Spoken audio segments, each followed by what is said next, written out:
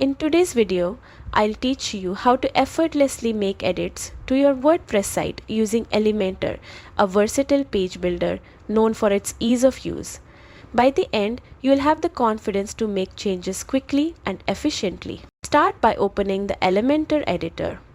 From your WordPress dashboard, navigate to Pages or Posts, select the item you want to edit, and click Edit with Elementor.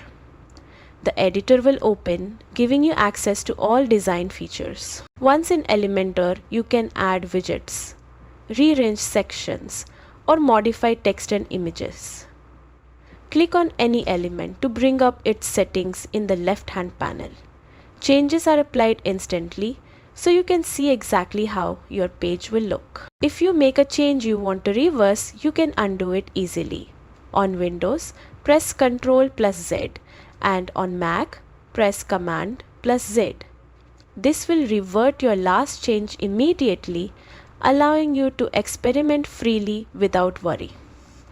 The more you practice with Elementor, the easier it becomes to explore different layouts and styles.